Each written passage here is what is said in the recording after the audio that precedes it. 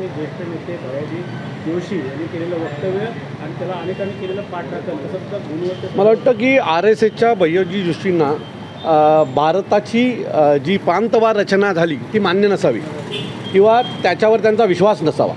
कारण ज्या वेळेला या देशात प्रांतवार रचना झाली त्याच वेळेला महाराष्ट्र आणि मुंबई ही मराठी माणसाची, बरोबर, हे त्याच वेळेला जाहीर झालं आहे. परंतु ह्यांच्यासारखी काही लोक ही सतत येतात आणि मराठी माणूस आणि इतर भाषिक यांच्यात वाद लावण्याचं काम हे करत असतात आणि यांच्या मागच्या यांचं उद्दिष्ट निश्चित असतं, हे निवडणुकीसाठी आहे, बरोबर आहे. सो निवडणुकी जशा जवळ येतात तसे हे प्रांतिक वाद, भाषावाद तयार करण्याचं काम करत असतात, जे जोशी साहेबांनी पुन्हा एकदा केलं. आणि पुन्हा सांगतो की महाराष्ट्रात मुंबई आणि मराठीत चालणार, बाकी कोणी चालणार नाही.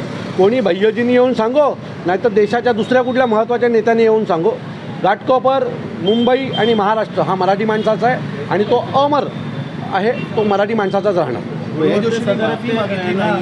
सांगितले माझ्याविषयी घेतलेला आहे. मी पुन्हा सांगतो की त्याने माफी मागितली नसेल तरी निवडणुकीच्या वेळेला हे येऊन महाराष्ट्रातल्या मराठी माणसांच्या पाया पडतात. खरं तर हे सगळं जे चालू आहे हे निवडणुकीसाठी चालू आहे. माझं मत आहे भैयाजींनी सरळ जावं आणि घाटकोपरच्या गुजराती माणसांच्या घरी भांडी घासावी, अशी मतं मिळणार आहेत. मतांसाठीच तुम्ही करताय ना, बाकी तुमचं काही उद्दिष्ट नाही. आमच्यात एकोपा असताना तुम्ही भांडणं लावायचं काम करता, भांडणं लावून जाता आणि नंतर मग म्हणतात की मनसेवाले मारतात म्हणून. आता हे वक्तव्य जर भारतीय जनता पक्षाच्या किंवा RSSच्या लोकांनी केलंच नाही तर वाद होतील का?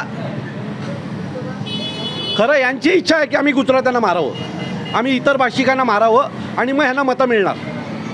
हा यांच्या मागचा या RSS भारतीय जनता पक्षांची नेत्यांची इच्छा असते की आम्ही काहीतरी बोलावं, मग मनसेवाले जातील, मग यांना धुपटतील, मग आम्ही बघितलं मनसेवाल्यांनी मारलं, आता आम्ही तुमच्यासाठी तुमचे वाली आहोत.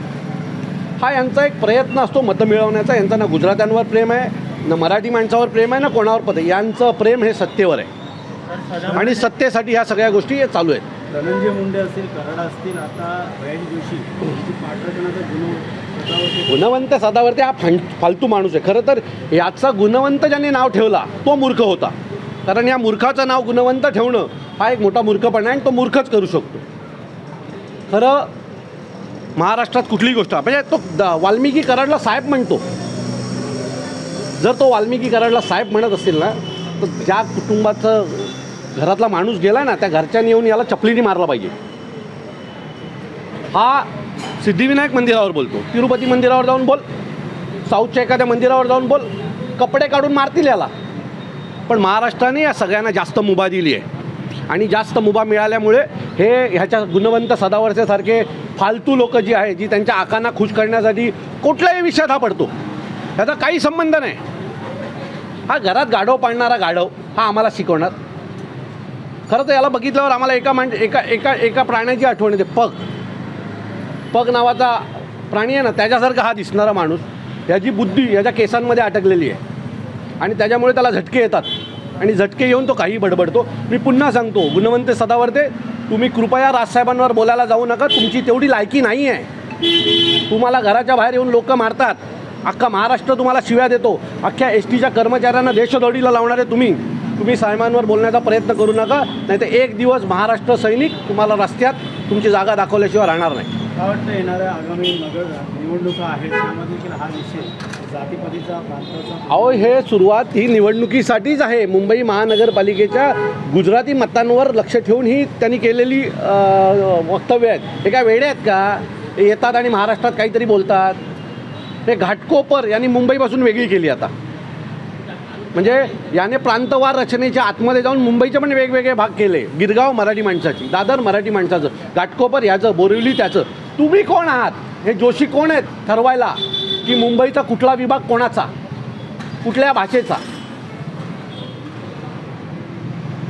मग हे जाऊन मुंबऱ्यात बोला तुमच्यात हिंमत असेल तर. पण तुम्ही बरोबर अशाच ठिकाणी जाऊन बोलता जिथे तुमची वोट बँक आहे. माझी गुजराती भाषिकांना पण सल्ला आहे की कृपया यांची वक्तव्य नीट ऐका. ही का वक्तव्य करतात आणि त्याचं नुकसान कोणाला होतं?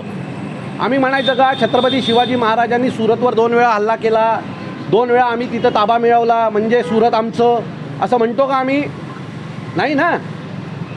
त्यामुळे बाबासाहेबांनी लिहिलेल्या घटनेवर विश्वास ठेवा आणि त्यांनी जे नियम आम्हाला ठरवून दिलेत, बाबासाहेबांनी ठरवून ठेवलेल्या नियमांचं आम्ही पालन करतो. प्रांतवार रचना जी झालेली आहे त्यांचं आम्ही पालन करतो. महाराष्ट्रात मराठी आम्ही नाही जाऊन बोलत गुजरातमध्ये की हे मराठी महाराष्ट्राचा भाग आहे. मग तुम्ही का सतत येऊन आम्हाला चिडवताय? तुम्ही सतत येऊन या गोष्टी का करताय? का गुजराती आणि मराठी वाद लावताय? गुजराती मराठी वाद लावणारे भारतीय जनता पक्षाचेच नेते आहेत. त्यांची इच्छा असते की यांच्यावर हल्ले व्हावेत. यांच्यावर हल्ले झाल्याच्या नंतर हे जाऊन त्यांच्याकडे जाऊन सांगणार, बघितलं तुम्हाला मनसेवाल्यांनी मारलं, आता आम्ही तुमचे वाली, आम्ही तुमचे आका आहोत, हे दाखवण्याचा ते प्रयत्न करतात. गुजराती माणसांनी पण यांच्या भाषा समजून घेतल्या पाहिजेत की हे का बोलतात, यांची काय इच्छा आहे. हे सगळं मुंबई महानगरपालिकेच्या निवडणुकीसाठी चाललेत. आज गुजराती माणसाच्या घरात भांडी घासतील, उद्या निवडणुकीच्या वेळेला मराठी माणसाच्या येऊन पण पायात हे लोटांगण गाळायला मागे पुढे बघणार नाही. आता गैरसमज आहे असं जोशी म्हणतात. दुसरीकडे मोहन भागवत गैरसमज, मोहन भागवत काय सल्ला हा गैरसमज आहे. तुम्ही मुंबईमध्ये येऊन घाटकोपरमध्ये म्हणता घाटकोपर गुजरात्यांची, हा गैरसमज आहे. बुद्धी घरी ठेवून आला होतात का येताना? आणि असा जर गैरसमज असेल तर तुम्हाला गरज आहे ठाण्यातल्या मेंटल हॉस्पिटलची. मोहन भागवतांना काय सल्ला देणार का दखल घ्यायला ते पाहिजे खूप का? मोठे आहेत. मोहन भागवत सर खूप मोठे आहेत. आम्ही सल्ला देणारे कोण आहोत? पण मला वाटतं त्यांनी अशा माणसांच्या तोंडावर ताबा बसवला पाहिजे. आणि आम्हाला या सगळ्या RSSचा, संपूर्ण RSSचा खूप आदर आहे. पण जर तुम्ही आमच्या भाषेवर, आमच्या मराठी माणसावर येणार असाल तर मला असं वाटतं मग असा आदर काय आम्ही शिजवून खायचं का? तुमच्या आदरापोटी आम्ही मराठी माणसाचा अपमान नाही सहन करणार, एवढं नक्की. किती बसेस, किती कार्यकर्ते? मला वाटतं मनसेच्या पदाधिकाऱ्यांचा मेळावा आहे आणि आम्ही सगळेच जाणार आहोत. ताकदीने अख्ख्या महाराष्ट्रातली लोक सन्माननीय राजसाहेबांचं मार्गदर्शन ऐकायला येणार आहेत. आमच्यासाठी आमचा वर्धापन दिन हा आमच्या सगळ्यांच्याच वाढदिवसासारखा असतो, आमच्या जन्मदिवसासारखा असतो. कारण ह्याच मनसेने आम्हाला मोठं केलं, ह्याच पक्षाने आम्हाला जमिनीवरनं या महाराष्ट्राच्या लोकांमध्ये आणलेलं आहे. सो मला असं वाटतं की आम्ही सर्वच महाराष्ट्र सैनिक सन्माननीय राजसाहेबांचे आभारी आहोत की अनेक जण, मी स्वतः एका चाळीत राहायचो, आज तिथून मला इथपर्यंत जे आणलं ते मनसेने आणि सन्माननीय राजसाहेबांनी आणलं. आणि त्या आमच्या पक्षाचं परवा जन्मदिवस आहे, वर्धापन दिन आहे आणि आम्ही सगळेच जण आनंदाने वाजत गाजत वर्धापन दिनाला जाणार आहोत.